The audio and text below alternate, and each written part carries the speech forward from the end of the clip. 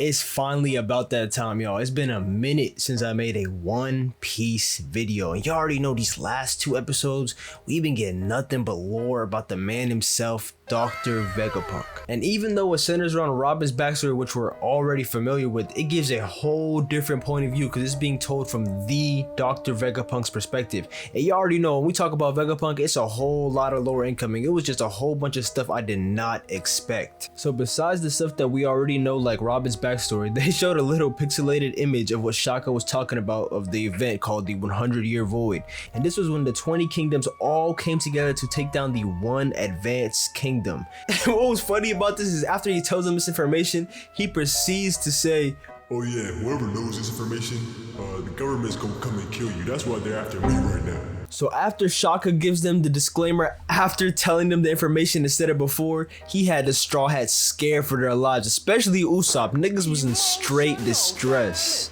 But I'm sure we all knew Usopp was gonna react this type of way to this type of information. But anyways, Shaka started touching a little bit more on Robin's backstory. Then correct me if I'm wrong, he dropped some new lore and it was about Clover's backstory. And I started getting intrigued at this point because we haven't heard much about, Clover's backstory. Okay, so Shaka never really goes into too much detail about Clover's backstory, but he does touch on how when Clover was younger, he was known as one of the most well-renowned archaeologists in all of One Piece. He had this crazy crew. They were the whole purpose was just go and search and just uncover history. And what all this led up to was Clover, along with a bunch of other famous archaeologists such as Robin's mom, Nico Olivia, founding the place we all know and love, Ohara. Well, I mean, loved, past tense, because we all know what happened to Ohara. But anyway, another thing I actually found interesting was at this point, Clover wasn't necessarily trying to negotiate, but it was more so like he was saying the information he already knew. He was spitting nothing but straight facts, and obviously this was going to intimidate the government.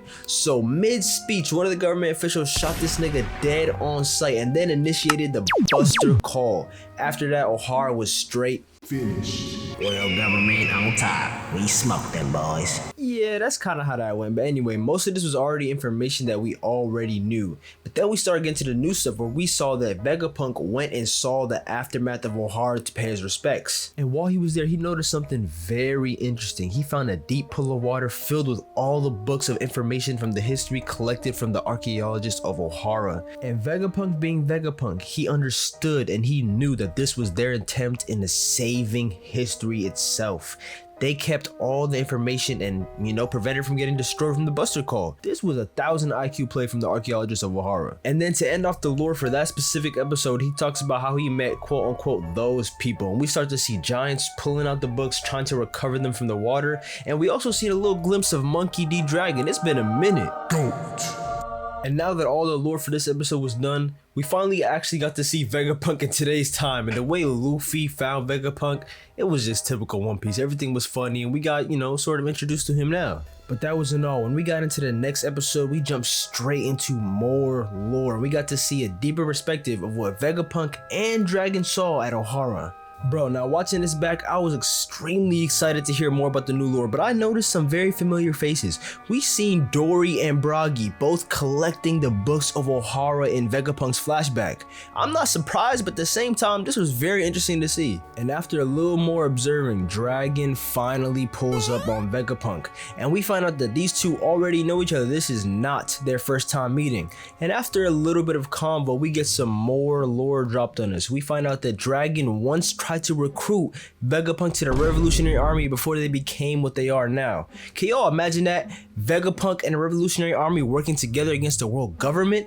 I'm not gonna lie, that's a crazy lethal combination. But as we all know, Vegapunk had to turn down Dragon's offer to join the Revolutionary Army, and this was simply because they couldn't offer him what the world government was. In terms of money and resources, the Revolutionary Army at this time just could not compare to the world government. So it was really an easy decision for Vegapunk. But look y'all, this next part is not what I was expecting. Vegapunk mentioned who was the captain directing these giants to recover all the books from Ohara. And it was somebody that Robin was very familiar with, and when he revealed it and we saw an outline of Jaguar D's soul, this was insane to me because I thought he was long gone. Maybe I missed some lore early on in One Piece. But from my understanding, he was gone. And to bring everything all together, you already know Vegapunk being Vegapunk, he wanted to know the information that Ohara collected. So he had to go to Elbaf to find all the books that they collected. When he was there, he really truly saw Jaguar D's soul, and this confirmed it. Jaguar D's soul didn't die at Ohara. And of course, this made Robin very happy, and she broke down into tears, and it was nothing but joy. But now I'm sitting here thinking, if we go to Elbaf, are we gonna ever see Jaguar D's soul, or that's just something that's gonna get thrown away? I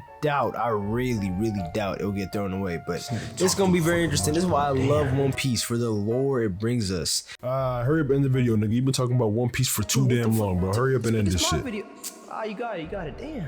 Shit, well y'all heard, bro, that's Gojo. So hey, thank y'all for watching the video. Make sure y'all like, comment, share, subscribe. But on a serious note though, you already know One Piece is my favorite anime. I love all the lore. This is probably one of the funnest videos for me to make. I really enjoyed it. But if y'all want to see more, just let me know down in the comments. This, that, and the third. And yeah, peace.